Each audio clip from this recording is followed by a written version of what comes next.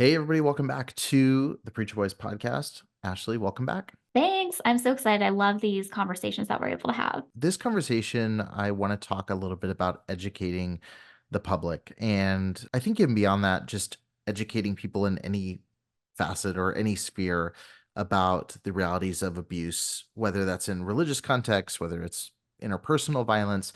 Courage 365 serves all types of different people who've experienced abusive environments.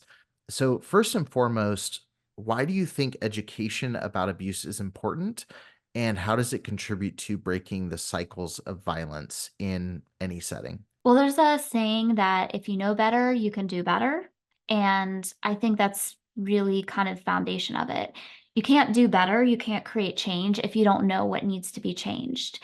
And I think there are a lot of people who are just completely unaware of what is going on, the abuse, the things happening in churches. There are certainly people who know and know exactly what they're doing, and they're very intentional. And I think sometimes those higher up people may try to keep the regular person away from that information. But I genuinely think a lot of the public just has not been made aware. And so you have to know what's going on before you can have a reaction to it, before you can feel that injustice rise up, and then be inspired to take some sort of action or support some kind of cause. One of the biggest frustrations when you're leaving an abusive environment is you feel like everyone else is kind of blinded to it because you experienced it. And you're really dealing with two types of people. Or I Mm. guess I'll say three. There's people that are aware of it and kind of rally around you. There's the people that are truly blind to it and have never seen it happen to them or someone they know, or at least haven't recognized it as such. They probably have know somebody that's experienced it. Right. And then there's the people that are burying their head in the sand and are going, I don't want to know about this. Mm. And, I think sometimes it's hard because we do find our voice leaving. We start talking about these issues and we treat everybody equally in terms of, hey, if they know, they're going to take action. And we become frustrated when people either continue to be ignorant to it just because maybe we're not knowing how to communicate the right way. They're choosing to ignore us, which is the most frustrating. Or they're people that are trying to support but are trying to learn, don't know how. And those are relationships that are a little bit easier to navigate. Um, I guess first and foremost, how much energy should someone who's leaving an abusive environment, how much energy should they be putting forth personally to try to educate the people around them? Or should they focus inwardly first? I think that that's going to be a nuanced thing based on the survivor, because to some degree, there has to be some level of education to be able to disclose abuse, to be able to say, this happened to me, whether that's to a family member, whether that's to police. And so, on some level, I think a discussion to be able to reach out and get help, that is a form of education of saying, this happened and I need help. But beyond that, I think first and foremost, you've got to focus on yourself. You've got to focus on your own healing. But you'll probably, in many cases, run into people who are going to be asking questions, who are going to be trying to, whether inserting themselves into the narrative for good reasons because they want to support, or whether it's because they're very defensive.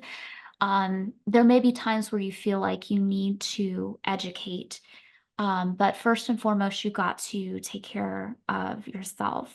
But I would not spend any time as a survivor trying to educate people who do not want to be educated.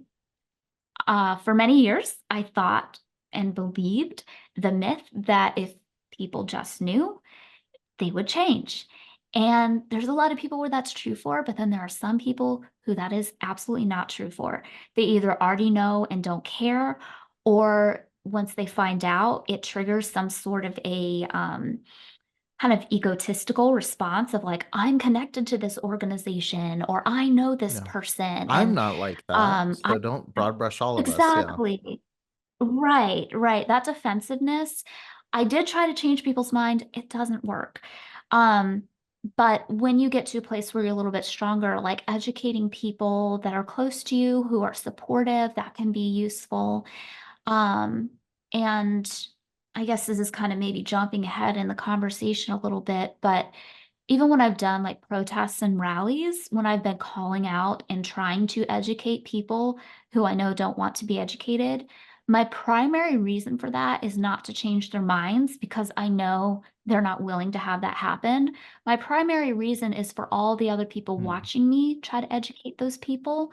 And they'll learn something in the education, but they'll also learn about the people who are not willing to yep. change. And Yeah. so that's kind of a way to look at it. But first and foremost, you got to take care of yourself. The cliche is a cliche for a reason about putting your oxygen mask on first. And I think Yeah. sometimes it's easy to expend all of your energy into frustration, and it'll go quick when you're dealing with people who are being ignorant to something.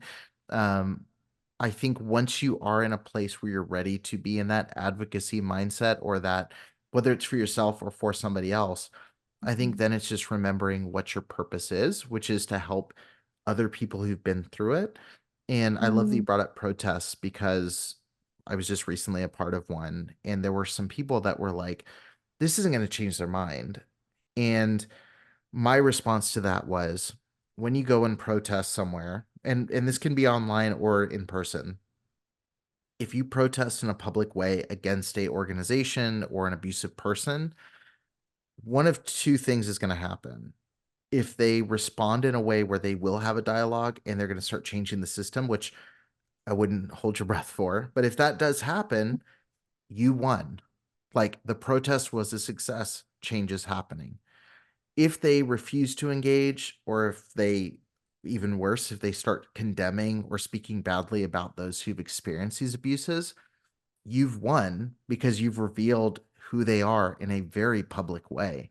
And yeah. so, no matter what happens, if you go in with an even head and you can go, all I'm going to do is expose what's happening, however they respond, it's showing that this needed to happen one way or another.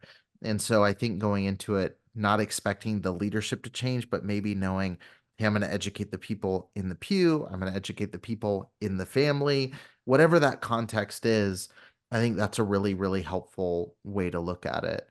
Um, Mm, I think the next piece of this, kind of tying to like personal responsibility of like being the educator and now turning around and being the advocate, is, there's a lot of organizations that are creating great resources. I think a lot of times people leave and they find their voice, but they don't know how to utilize their voice. So they go, mm. hey, now I need to start a podcast, or hey, I need to go lead a protest, or hey, I need to go write a book. But they hate writing, or they hate speaking in front of people, or they hate being out in public. And so they don't take into account their own personality. Do you think that, I know this is probably a nuanced answer, but do you think that it's better in some cases to just share resources someone already has? Do you think that everybody, and softball answer here, but do you think everybody should go start their own thing or their own organization? Like, how do people determine what would be the best route for them in terms of spreading their voice and amplifying it? I think that takes a lot of self-reflection because when you have experienced abuse, not only are you experiencing PTSD, but you're usually experiencing all the different stages of grief. And one of the stages of grief is anger. And I don't think that's a bad stage. In fact, I think it can be very motivating. Some of my best advocacy work has been done when I have been very pissed off and angry because I really wanted to focus on helping people and I didn't want this injustice to continue. However, when your brain goes into a state where you're angry, it actually kind of triggers a little bit of that fight or flight response. And so part of your brain, a lot of the deep thinking portions kind of go offline. And, there are other parts of your body that get activated, like your legs are ready to run fast, your teeth are ready to chomp. You want to say things very, loudly. And that's not bad. But before you decide where you point your anger in a positive direction, you got to quiet yourself a little bit and ask yourself, like, okay, I'm angry about this and I should be. This anger is motivating me to take action and I Mhm, want to take action. But how can I take action that is actually in alignment with who I am, what mhm, I'm capable of handling right now, and what really is needed in the world? Not just something to perform because we have this urge inside of us. Um, I'm a big intuition girly, so I hope that doesn't scare people here. But just getting quiet and just asking yourself, like, what would I do if I wasn't afraid? yeah, What is something that I'm naturally drawn to and would be good at using this skill to help other people? mm, Where are there other organizations that I could back up and support? Um, and not just looking at yourself as like this island, but looking at the survivor community as a whole and seeing where you can plug into that. mhm, Where is an actual need? The other thing is I find that there are some people who naturally are very good starters. There are other people who are very good carry outers, and then there's other people who are very good amplifiers and supporters of the people who are starting and carrying out. All of those are equally valuable, but you have to evaluate in yourself kind of which one of those three types you are. mhm, Otherwise, you're going to get burned out very easily. Like if it's in your personality and in your emotional capacity at the time to amplify other organizations doing good work, and you instead decide to start your own nonprofit, you're probably going to burn out. You yeah, know, if you are somebody who feels really called to start something unique that's not already available, and you don't do that out of fear and instead just try to support somebody else's thing, you're probably going to get very disinterested and not be effective. So I think a lot of it is getting quiet and realizing what your motivations are, really realizing what your goals are, and then also like what would actually be a good fit for me and a mhm. good fit for me right now with the energy and emotional capacity that I have. That's something when you're quieting yourself, I always try to look forward into the future to be like, if I'm known for this in 5 years, would I be happy about that? And Yeah. I think that's helped me as I make decisions about the course of the podcast. Like, there was a period I was considering starting a nonprofit, and, you know, like very early on the show, I actually still have the Twitter Twitter handle, but nobody's ever seen it. Like, I just but I got to a point that where I was like, I'm not built to run an organization. I'm a good microphone person. I'm a good amplifier. I can do that. That's where it's best served. There's been times through the show I'm like, I'm not doing anything valuable. Like I should just go do law enforcement training and go work with, like or go to law school. And I realize like my gifting is in what I'm currently doing. That's why it's worked so far. And so instead, I found partnerships with people like yourself where you're good with the organization side, and there's people in our team that are good at creating resources consistently. And so I think not having to be all things to all men is like a really helpful kind of valuable thing. Kind of dialing into education itself. What are some of the areas in which you think there's uh I guess a vacuum where people need to be educated when it comes to abuse? I know there's a lot of areas people are misinformed about abuse, but what are some kind of pressing areas where you think, hey, there needs to be more education in this area when it comes to this realm? So the two areas that popped to my mind, one is power structures and the other is trauma.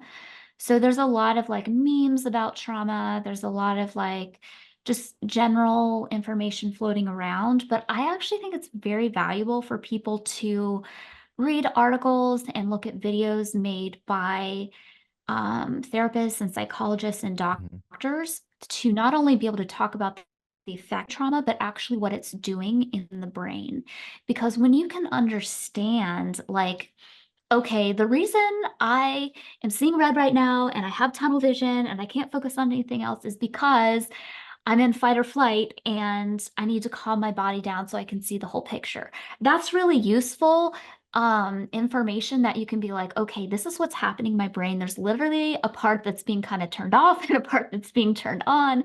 And this is not how I normally think. My executive function is like Mhm. very much quieted right now.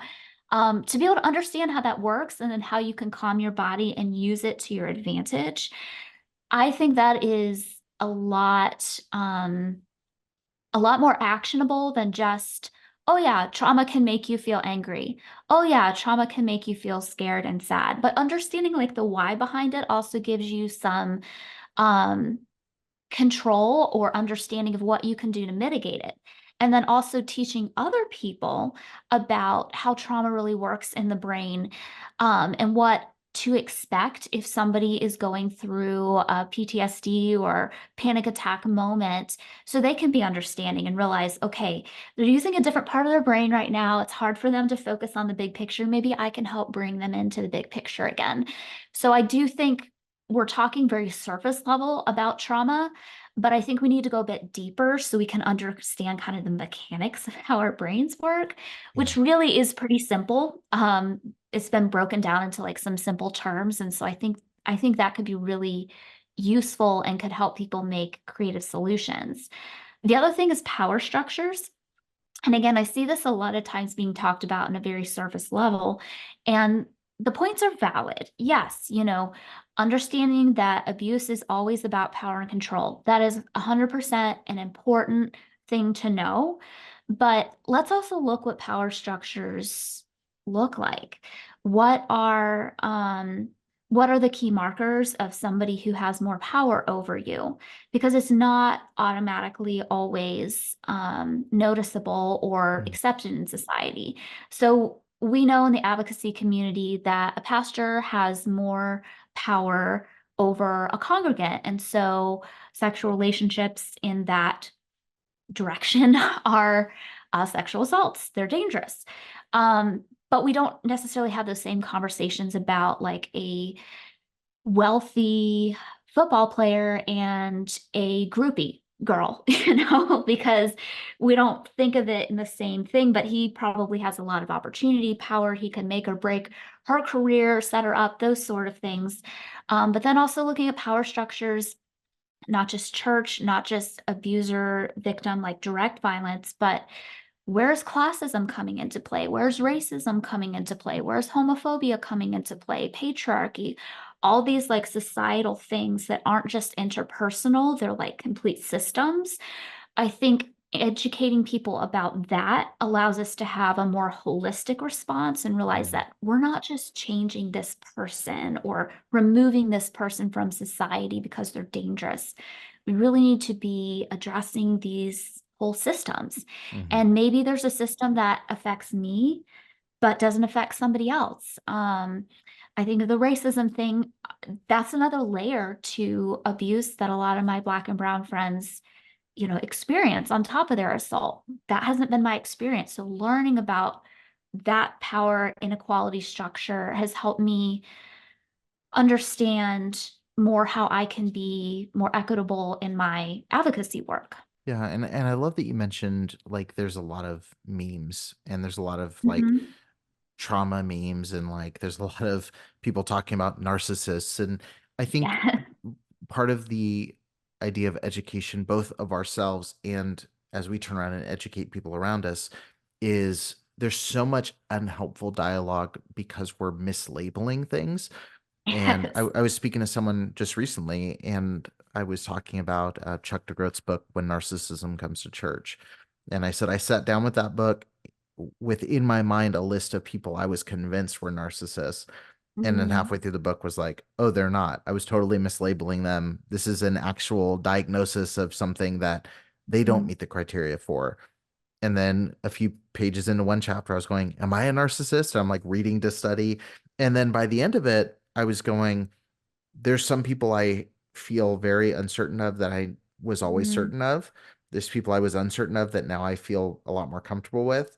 But it's because I actually read someone who understands it and they're not just labeling somebody in a TikTok video, which I don't want to, you know, I don't want to say it's not helpful for people to call Sure, out sure. bad behavior, But I think when we start using clinical labels, like even trauma, like how many times have you seen a meme where it's like, oh, when you have trauma from this.